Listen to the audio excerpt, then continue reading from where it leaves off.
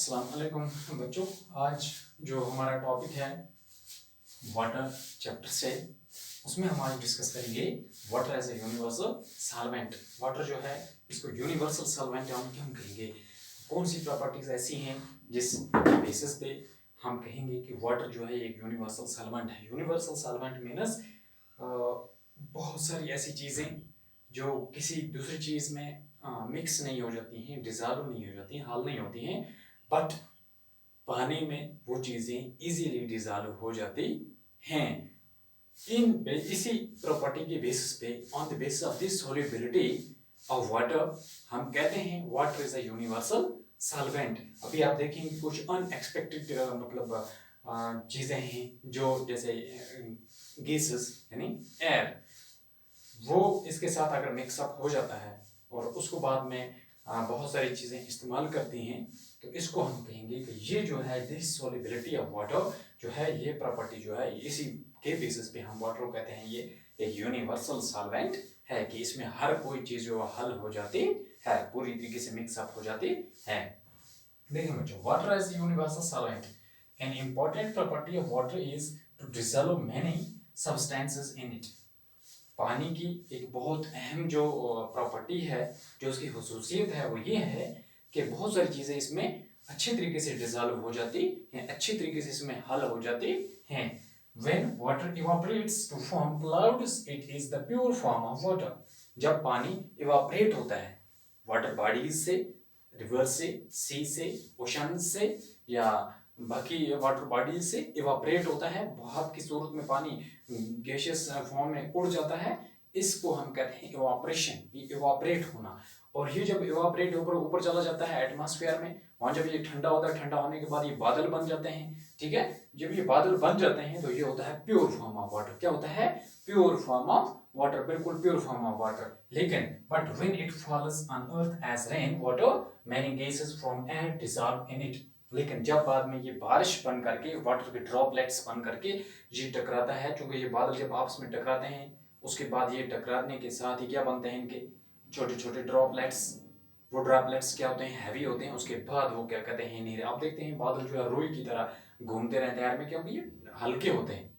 लेकिन जब बाद में आपस में टकराते हैं, जो आवाज़ होती है, जो उस टाइम पे इनके टकराने जो आवाज़ पैदा होती है, घनघरज होती है, जो थंडरिंग होती है, लाइटनिंग होती है, उससे क्या होता है, ये टकराने के बाद ये क्या बन जाते हैं?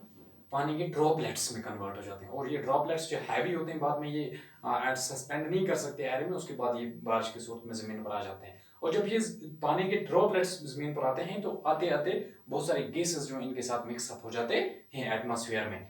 उसके बाद क्या होता है? After falling on earth, it comes in contact with several minerals and salt. उसके बाद जब ये ज़मीन पर आ जाता है, ज़मीन पर आते ही जब ये ज़मीन पे गिरता है, इसके साथ बहुत सारे किस्म के मिनरल साल्ट से ज़मीन में इसके साथ मिल जाते हैं। ये उनके साथ कांटेक्ट में आता है और वो इसके साथ मिल जाते हैं, ये उसके साथ डिसॉल्व हो जाते हैं। Some of which get dissolved in it. That is why water is called a universal solvent. क्योंकि गैसेस से लेकर के, यानी एयर में जो गैसेस हैं, गैसेस से लेकर के जमीन के मिनरल्स तक, सॉल्ट्स तक, हर कोई चीज में मिक्सअप हो जाती है, हल हो जाती है। इसी बेस पे हम कहते हैं water is a universal solvent. It is only solved oxygen which aquatic it's called universal solvent. Large water surfaces like rivers, lakes, and oceans are in direct contact with the atmospheric air. The gases like oxygen and carbon dioxide are soluble in water. It is the only solid oxygen which aquatic organisms use to survive in water. देखिए, जो water bodies हैं, river है, सी है, oceans हैं, ये direct contact में किसके साथ? एटमॉस्फेयर के साथ। और एटमॉस्फेरिक एयर जो है, उसमें जो गैसेस हैं, specially oxygen and carbon dioxide, वो इसके साथ बिल्कुल मिल जाते हैं, घुल मिल जाते हैं। और ये डिजॉल्व्ड ऑक्सीजन होता है या डिजॉल्व्ड कार्बन डाइऑक्साइड होता है, जो एक्वेटिक जो ऑर्गेनिजम्स हैं वो इसको यूज करते हैं। एक्वेटिक ऑर्गेनिजम्स में आप देखें, प्लांट्स भी हैं और एनिमल्स भी हैं, जैसे फिश है, जैसे और बहुत सारे किस्म के ऑर्गेनिजम्स हैं किसमें? वाटर बॉडीज में। और वहीं भी आप देखते हैं प्लांट्स हैं, ठीक है। तो ये जो एक्वेटिक प्लांट्स हैं या एनिमल्स हैं, ये dissolved oxygen and dissolved carbon dioxide इस्तेमाल करते हैं। आप देखिए, डिसॉल्व्ड ऑक्सीजन जो इस्तेमाल करते हैं वो करती है फिश, या बाकी जो ऑर्गेनिज्म जैसे ऑक्टोपस है, जैसे फिश की बाकी तमाम किस्म की काइंड्स हैं, जैसे फिश में आप देखते हैं फिश है, और इसकी बहुत सारी किस्में हैं, जैसे तकरीबन 2500 जो हैं इसकी स्पीशीज़ हैं फिश की, ठीक है। तो वो ये डिजॉल्व्ड ऑक्सीजन इस्तेमाल कर, उसके बाद और बहुत सारे आप देखते हैं छोटे छोटे कीड़े मकोड़े और बाकी बहुत हैवी किस्म के ऑर्गेनिजम्स में होते हैं किस्में, जैसे ऑक्टोपस है, बाकी बाकी हैं। तो ये तमाम सेल्स हैं, ये सील हालांकि वो फिश की एक किस्म है। तो ये तमाम ऑर्गेनिज्म जो डिजॉल्व्ड ऑक्सीजन इस्तेमाल करते हैं। उसके बाद रहेंगे प्लांट्स, और प्लांट्स जो हैं जैसे लोट्स है, ठीक है, ये कहाँ पे होता है, पानी में होता है, और ये क्या इस्तेमाल करता है। इसी तरीके से आप देखते हैं और बहुत सारे किस्म के प्लांट्स होते हैं, कुछ ग्रास होता है, ठीक है। तो ये तमाम किस्म के जो प्लांट्स हैं, एक्वाटिक प्लांट्स हैं, वो कार्बन डिजॉल्व्ड कार्बन डाइऑक्साइड जो इस्तेमाल करते हैं for the preparation of their food. उसी से वो फोटोसिंथेसिस जो है वो करते हैं, और उसके बाद वो अपनी गज़ा तैयार करते हैं। तो ये हम कह सकते हैं fishes have specialized organs called gills which help them in taking up dissolved oxygen. Aquatic plants use carbon dioxide dissolved in water for the preparation of food.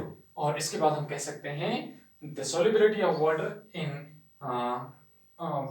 solubility of gases in water dissolved decreases with the increase in temperature. जब water का temperature up हो जाता है उस time पे solubility of oxygen या solubility of carbon dioxide वो decrease हो जाती है पानी, ठीक है। ये एक प्रॉपर्टी आप समझ लें पानी की कि ऐसा होता है, ये रिवर्स में जाता है। जब टेम्परेचर अप हो जाता है तो गैस जो गैसेस हैं उनकी सोलिबिलिटी जो पानी में वो कम हो जाती है, वो डिक्रीज होती है। तो इस तरीके से हम ये कह सकते हैं इन तमाम जो चीज़ें हमने डिस्कस की हैं कि पानी के साथ गैसेस का हल हो जाना, या तमाम मिनरल्स साल्टस बाकी चीज़ें जितनी हैं उनका हल हो जाना, इसमें डिजॉल्व हो जाना, और गैसेस डिजॉल्व्ड गैसेस जो हैं ये हेल्प करते हैं तमाम एक्वेटिक एनिमल्स को। इस बेसिस पे हम कह सकते हैं water is a universal solvent.